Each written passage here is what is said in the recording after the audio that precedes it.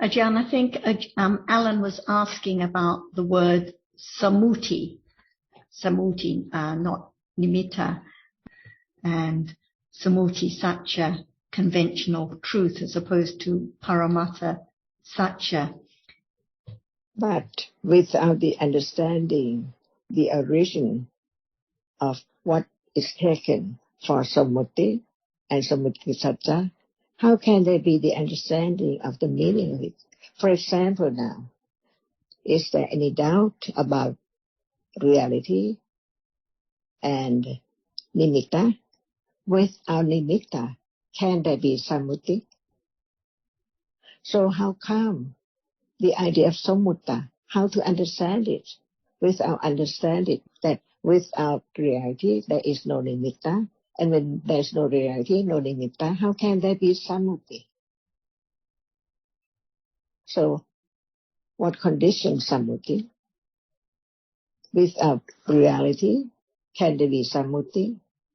And without nimitta of reality, can there be sammuti as citta and cetasika? And without the nimitta as shape and form, how can there be the king, the violin, or piano, and so on?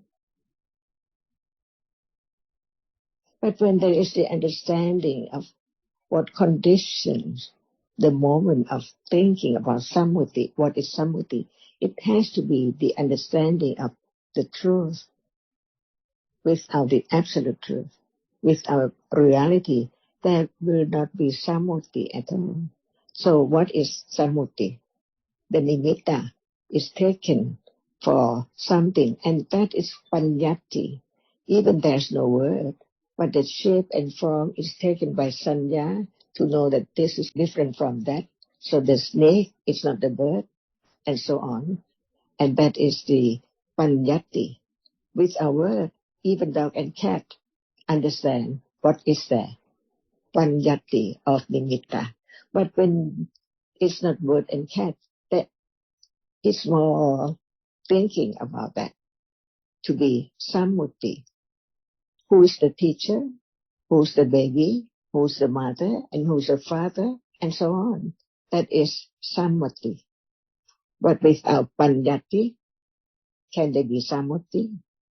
And when there is many different ideas, there can be sammuti of different kinds, different levels of different things.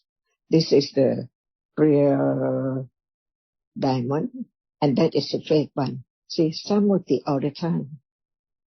When there is a nimitta, and when there is a realities, without realities, there cannot be anything at all.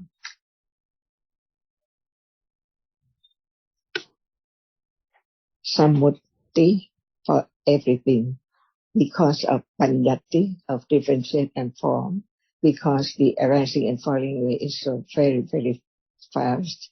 So there can be the idea of what the image of that which arises and falls away appear.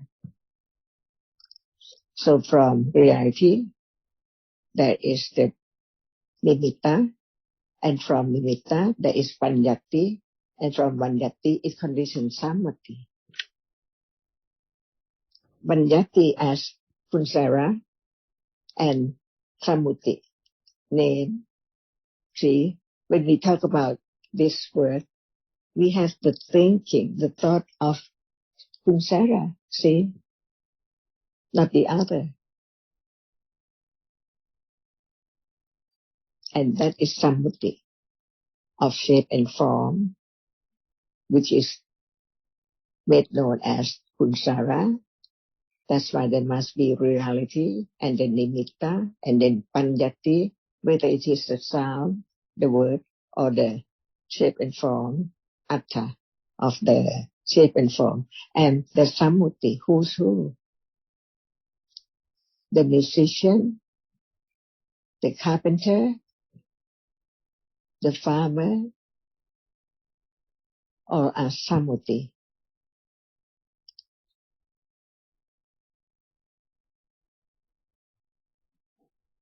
Without sammuti at all, what can be? The animal world, no sammuti, who's who, but there is memory of different shape and form to be taken, as this is the person who gives me the food and so on, as much as I can be, but no understanding whether it's Alsatian or it is Persian cat or whatever.